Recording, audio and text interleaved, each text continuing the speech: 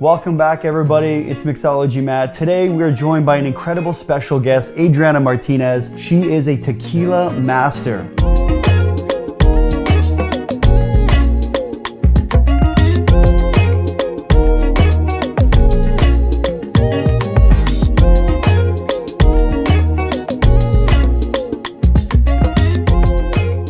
So one of the questions I really want to ask, because a lot of brands I'm seeing are starting to release Cristalinos. So are they worth trying? What's the hype about them? I've never really had too many, so I'm curious what your take is.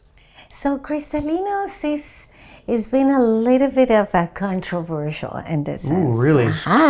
So the Cristalinos, so let's start with how would they create it, right? So this is a trend in the United States. Okay. And the reason is because bartenders wanted those profiles from reposado, añejo, and extra añejo, but they didn't want the color because it disrupts the design of the cocktail. So what they do is any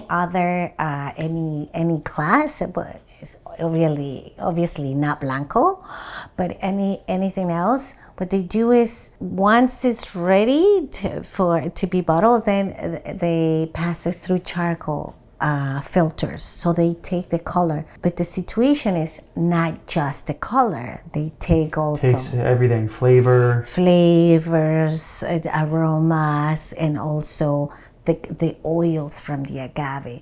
So a lot of people can, especially people with tequila PTSD, now... Tequila PTSD, yeah? We've all been there. We've all been there. Yeah. Raise your hand who had a bad experience at tequila. There you go. Two hands. Two cameramen. Everybody. So tequila PTSD is when you had a bad experience, right? Mm-hmm. So people are being more, they accept better and they find it in common and generalized terms. It's smoother. Why? Because it takes everything away. In terms of your palate, yes, it feels like a little bit less aggressive. At the end of the day, we need to be objective about what are the principal aromas and consistencies and all the good stuff that we're looking for in tequila. It just seems like a waste to me, like why let it age that long and then filter it? Like I can't wrap my head around it, to be honest, especially just for the color. Just for the color. So yes, for some people that are newbies in the tequila, topic, yes, for them could be what they call smooth, right? Mm-hmm. But it's actually they're taking away a lot of those beautiful things from the tequila. Now here's another thing that I've seen at a lot of events. Some of my clients, they're like, "Oh, Matt, you got to try this tequila. It's the best one you've ever had."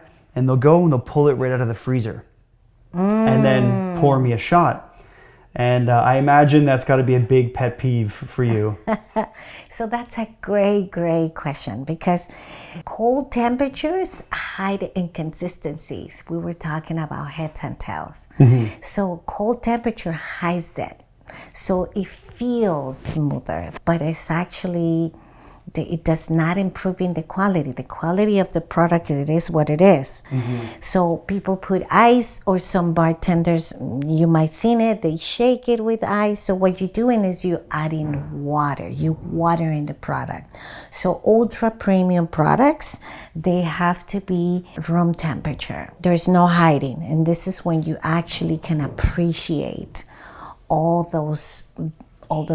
the beauty of the spirit. If you had to sip on a tequila, it's a Friday afternoon, mm-hmm. Do you lean more blanco? Do you lean more reposado? Which class do you prefer? That's great. So usually reposados are like midday, lunch, summer. Okay. Wake up. Oh, feeling good. We need to go back. We need breakfast to go back to reposado, work. Yeah. Breakfast reposado. And then añejo is more like mid-evening and, kind of getting to the end of the day. And extra añejo is like, end of the day. Kick your feet up. Yeah, exactly. Okay. Especially for those that love cigars. Oh, okay. A lot of people ask me like, oh, like additive free, what does that mean? Is it good? Is it bad? I know a lot of bartenders only try to use additive free tequila. If they put additives, does that mean, is it better? Is it worse? Let's debunk the whole thing. And what exactly are they adding anyway? You get into a very controversial topic. I love it. I love it. So additives. So technically, by norm, by the regulation, the only one that should be like kind of the cleanest form is blanco, because blanco goes from the distillation to the bottle, right? Now, when this is why it's so important to pay some attention when we're trying for the first time the tequilas, right? So what we're looking for, remember those inconsistencies like heads and tails, but other than that, so what we're looking for, and I'm gonna ask you, okay, you need more tequila now. Yeah, twist my arm, oh yeah. Tough life. Tough life, yeah. Tough life, I know. There you go. So I'm gonna ask you with your left hand to do an L shape like this. There you go, an L shape. Now you're gonna rest your glass like this. There you go. You're gonna take it from the base and you're gonna rotate it very, very, very slowly. Slow motion, right? Once you rotate it 360, you're gonna strain it up. And I want you to pay attention. Great that we have lights here. I want you to pay attention on that crown. So the crown, you need to count the seconds for the tear to drop. Less than 5 seconds, no bueno. More than 5 seconds means a very good consistency body. So what does that mean? Why is the crown formed? When it's like this one, you could see it took more than that. Yeah, it's like some of them are still going. Yeah. So what that means that the oils from the agave plant, the natural oils, came through the distillation and at the right temperature, at the right pace. So going back to your question to additives. So some tequila producers that are go with the distillation, those oils don't go through. So it's too watery. Okay. So they might add glycerin, which is legal, up to by the norm, up to 1% of the product, but it's cheating. Also, when that distillation is not on the right pace, it's not at the right temperature, it's too fast, then it has no flavor. So what they do is some producers might add aromas and flavors, right? Okay. So how do we know that? When we have a tequila in our beautiful glass like this, this is why we spend some time to get those notes, to get those beautiful profiles, because when you try it, they have to match with the aromas.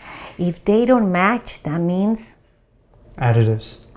So how do you know? In order for anybody to know if they're actually additives, you need a specific chemical test. Okay.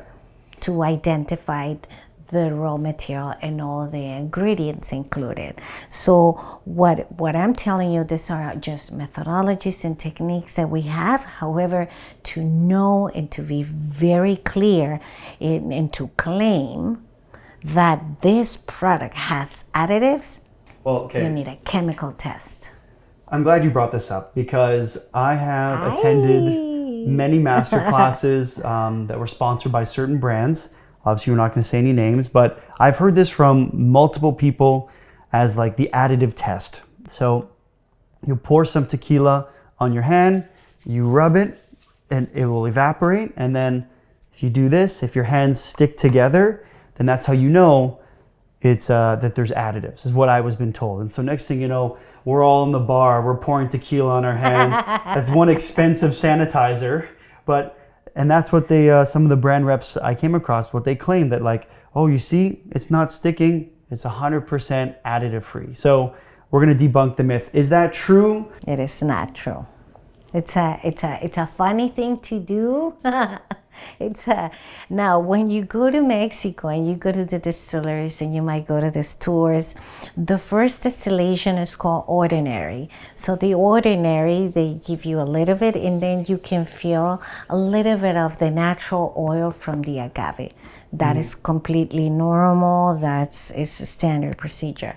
Now, to know that if you put a little bit and then you grab your hands like that and that's a proof of it, so that's not true. Fully debunked. Debunked. You heard it here, guys. Sorry. If you're if your sticky hands have the tequila, that's not a for sure test. Sorry, people. Well, hey, this is why we're asking these questions. Yeah.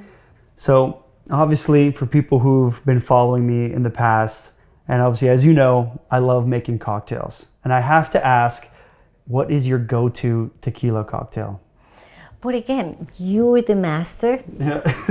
Mixologist. You're the master. I still got a lot to learn myself, but whatever works with your other ingredients, whatever matches, right? There's no rule for that. This is an art, and you know this. You're an artist. Being a mixologist is an artist, and whatever works with that combination.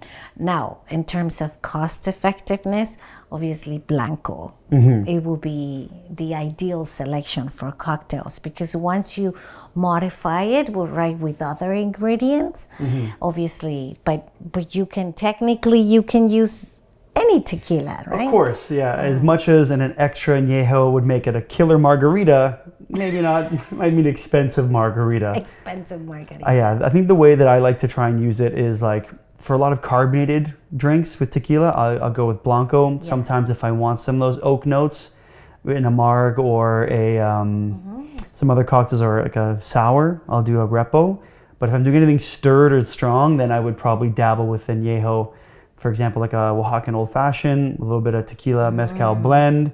You want a little bit more of an age in there, but like to your point, there really isn't a right or wrong answer. So before we close out the interview for today, if there's one thing you want the general public to know about tequila, what would it be? Thank you for that question. So yes, so what I want them to know is that this beautiful spirit, you are bringing those ancestral techniques to today. So spend some time in trying different ones to understand what's your profile. And obviously, don't go for the cheapest, don't go for the most expensive. Just give it a try. Do your research. The only way you know which one is your favorite, I'm sorry to tell you, but you have to try a lot of tequilas. Perfect. It's a great problem to have. So Adriana, how do our viewers find you? What are your socials? Where can they find more about your stuff? Yeah, absolutely. So look for Eleva Imports in Canada. So mainly what we do is we don't represent one brand specifically, I represent Mexico. I'm the Tequila Cupid. I connect tequila producers with distributors in Canada. I make sure everybody's happy. We make a lot of people happy. Oh, it's exactly what we want to do. And I love how you said, don't represent a brand, you represent Mexico. And I think that's perfect. There you have it, everybody. We've been joined by the amazing Adriana Martinez. Thank you so much again for coming. If you have any questions about tequila, please put it in the comments and we'll see you all in the next one. Thank you so much. Thank you for having me. Amazing.